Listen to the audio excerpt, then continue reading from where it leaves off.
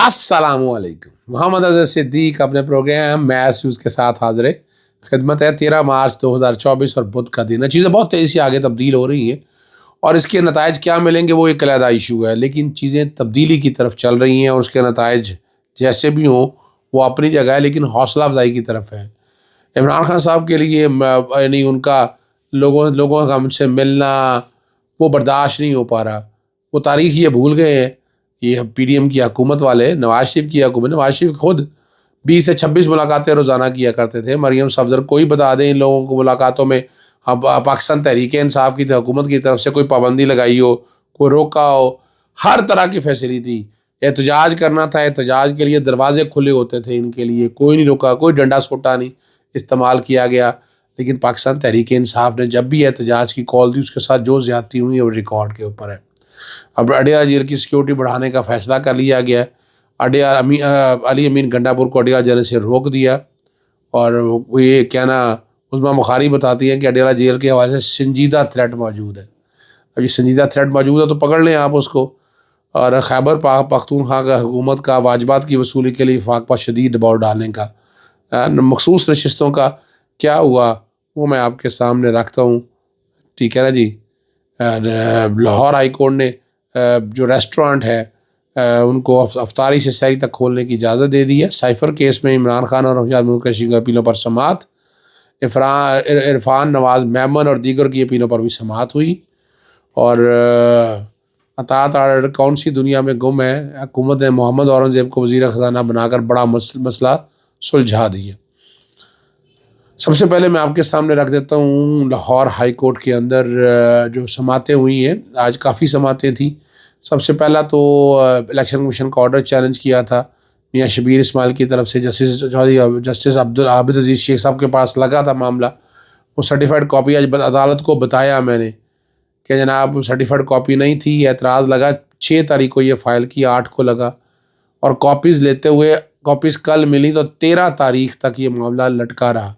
عدالتوں کا کام تو انصاف فراہم کرنا فوری، اور یہ اتنی اہم بھی نہیں تھی. جب کاپی لگا دی تھی کیا ضرورت تھی. اور پھر آج آپ کے پاس لگ گیا جبکہ کیس اس کا دوسرے جج صاحب سن رہے ہیں. یعنی یہ بھی زیادتی ہے کہ کیس دوسرے جج صاحب سن رہے ہیں. کیس تو سننا چاہیے تھا یا انہی کے پاس جانا چاہیے تھا. پھر ایک وقت ضائع کیا. الٹیمیٹلی یہ جو فائل ہے جسٹس عابد عزیز شیخ صاحب نے جسٹس چودھری اقبال صاحب کو بھجوا دی. جسٹس چودھری اقبال صاحب کے سامنے کیس کی سماعت ہوئی اور وہاں بڑی تفصیلی باتیں کہیں. وہاں بتایا گیا کہ اس کیس کو لارجر بینچ کے پاس بھجوا دیں. سیکشن 215 چیلنج کیا تھا ڈویژن بینچ نے، اس پہ فیصلہ محفوظ کیا ہوا ہے، فیصلہ ابھی تک سنایا نہیں. پشاور ہائی کورٹ نے بھی اس پہ لارجر بینچ تشکیل اور حکم امتناعی جاری کیا تو اس پہ عمل درآمد نہیں ہوا. سندھ ہائی کورٹ بھی ٹیک اپ کر چکا ہے، حکم امتناعی دے چکا ہے. تو لاہور ہائی کورٹ میں اعتراض نہیں ہونا چاہیے. سنی اتحاد کونسل کی طرف سے اشتیاق نے بھی یہ موقف اختیار کیا کہ جناب نوٹیفیکیشن جو ریزیڈیول سیٹیں ہیں جو لسٹ ریوائز کرنے کی بات ہوتی ہے، ایگزاسٹڈ سیٹوں کی بات ہو رہی ہے، اس پہ حکم امتناعی جائے. لیکن عدالت کا مائنڈ بالکل نہیں لگ رہا. مخصوص بینچز کے پاس یہ کیس عام لگنا بات ہے. جیسے ہی جو نئے چیف جسٹس آئے ہیں اب لوگ کہہ رہے ہیں کہ ان کی اپنی مرضی کے، ان کی پسند ناپسند کے ججز کے پاس کیسز سماعت کے لیے جا رہے ہیں. لیکن یہ معاملہ ایسا ہے کہ اس پہ اعتراض کوئی نہیں ہونا چاہیے تھا. جناب جیسے چودھری اقبال صاحب کوئی نے لارجر بینچ کے لاسٹ ٹائم بھی جب ہیئرنگ کی تھی سمپل سادہ ہی ہیئرنگ کری. آج پھر ایک لارجر مین آئی ہے. ابھی دوبارہ جا کر میں نے کورٹ میں بات کرنی اور ہم نے کوشش کرنی ہے کہ یہ والا معاملہ بھی آ جائے. تو الٹیمیٹلی یہ معاملہ 23 مارچ کے لیے 25 مارچ کے لیے ملتوی کر دیا ہے. آج سے آپ اندازہ لگا لیں کہ دن بن جاتے ہیں. یعنی آج 13 مارچ ہے تو 13 اور 25 کوئی تقریباً 13 دن اور آگے 2 ہفتے کے قریب کی ڈیٹ ڈال دی ہے. اور آگے سینٹ کے الیکشن بہت قریب ہے. تو یہ تو بہت جلدی فیصلہ ہونا چاہیے تھا. اس کا درخواست دیں گے جلدی سماعت کی بھی اس میں کہ جلد اس کیس کی سماعت مقرر کی جائے. دوسرا معاملہ تھا سیکشن 144 کے نفاذ کا. سیکشن 144 کا نفاذ اس کی انٹرا کورٹ اپیل تھی. جسٹس شاہد کریم اور جسٹس رسال سعید کے سامنے آئی کہ یہ معاملہ تو ختم ہو چکا ہے. بتایا گیا سیکشن 144 الیکشن کے دنوں میں لگایا نہیں جا سکتا. الیکشن کے دنوں میں الیکشنز کیمپین ہونی ہوتی ہے، لیکن یہ سیکشن 144 جو ایک پرانی روایت آئی تھی جہاں دل چاہتا ہے وہاں یہ لگا دیا جاتا ہے. عدالت کا الیکشن ختم ہو گئے ہیں. اس بنیاد پر بھی آئینی درخواست واپس لی کہ ایک سیکشن 144 پہ ایک انٹرپریٹیشن آنے کی ضرورت ہے، جیسے سیڈیشن پہ آئی ہے، اس طرح اس پہ ایک اتھارٹیٹیو ججمنٹ کی ضرورت ہے کہ، اور جس طرح الیکشن ریگنگ کی گئی 144 کے نام پر، 144 کے نام پر لوگوں کو پکڑا دگڑا گیا، یہ بھی ہم نے دیکھا کہ یہ پاکستان میں جس طرح کے الیکشن ہوئے ہیں شاید اس سے بڑا دھاندلا تاریخ میں کبھی نہ ہو۔ اگلا جو ہے وہ ٹویٹر ایکس پر پابندی کے حوالے سے، وہ جسٹس شاید بلال حسن صاحب کے کیس پہ سماعت ہوئی، وہ اعتراض لگایا تھا کہ نوٹیفیکیشن لگائے ہیں یہ بند ہے، تو بتائے بھی ہم کہاں سے لے کے آئے نوٹیفیکیشن جب ہے ہی کوئی نہیں، ہم نے خط و کتابت لکھے، ہم نے خط لکھے، اس کے باوجود وہ بیان نہیں کھول رہے، نہ وہ وضاحت دے رہے ہیں، تو پھر عدالت کے پاس ہی جانا ہے، اور عدالت نے اس سارے معاملے کو دیکھنا ہے، اور اس پر وہ اعتراض دور کر دیا ہے، اور انشاءاللہ امید ہے میں بہت جلد ٹویٹر وغیرہ کھلوانے میں، سوشل میڈیا کھلوانے میں کامیاب ہو جاؤں گا۔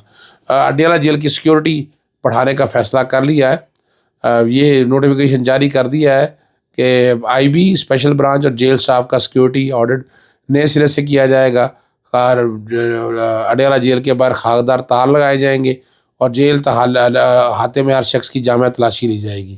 جیل کے اندر اور ارد گرد کلیئرنس آپریشن کے لیے جیل کے حکام کو آنے والی سرکاری کانٹریکٹر کی دوبارہ سیکیورٹی کلیئرنس کی جائے گی۔ یعنی اب یہ کیا کر رہے ہیں، اب یہ آپ اندازہ لگا لیں کہ یہ اللہ ہی حافظ ہے۔ عمران خان صاحب سے ایک لیڈر ہے، ان سے ملنا چاہتے ہیں، نواز شریف کے لیے یعنی 20 سے 26 ملاقاتیں روزانہ ہوتی تھی، میں نے بھی درخواست دی ہے ملنے کے لیے، آج ابھی تفصیلی فیصلہ جاری ہو گیا ہے، تو آج لکھ رہے ہیں کہ کل 3 بجے کا ٹائم دیا ہوا ہے کہ 3 بجے عمران خان صاحب سے ملنا ہے، اور انشاءاللہ امید ہے کہ کل عمران خان صاحب سے ملاقات کروائی جائے گی۔ سیکیورٹی تھریٹس اپنی جگہ لے جائیں، پخترآباد گاڑی میں لے جائیں، کسی بھی جگہ کوئی بھی آپ کے ایمونیشن گیپ جو ہے کہ جس کے ذریعے ہم بیٹھ کر جا سکیں، اور یہ ایک جیل کی سیکیورٹی نہیں سنبھال سکتی، یہ حکومت پورا ملک کا چلائے گئے، ٹھیک ہے نا جی۔ اور اطاعت آرڈر نے عجیب سی منطق دی ہے کہ ملک میں ٹویٹر چل رہے ہیں، ٹویٹس بھی ہو رہے ہیں، اگر کوئی نوٹیفیکیشن آیا تو سامنے لائیں، میرے علم میں نہیں ہے۔ یہ اطاعت آرڈر کی پریس کانفرنس ہے، یہ ہائی کورٹ کے سامنے بھی آیا، تو یہیں سے اطاعت آرڈر کا جھوٹ جو ہے وہ پکڑا گیا ہے۔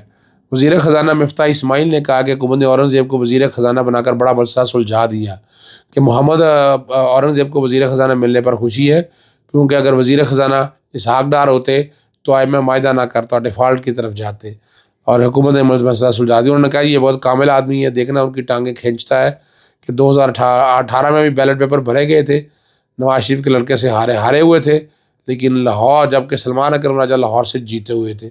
آپ یہاں سے اندازہ لگائیں اب اس کے بعد کیا رہ گیا، 4 حلقے جس دن کھول دیے وہاں کیا حال ہوگا، کیا بنے گا، آپ یہاں سے اندازہ لگا لیں۔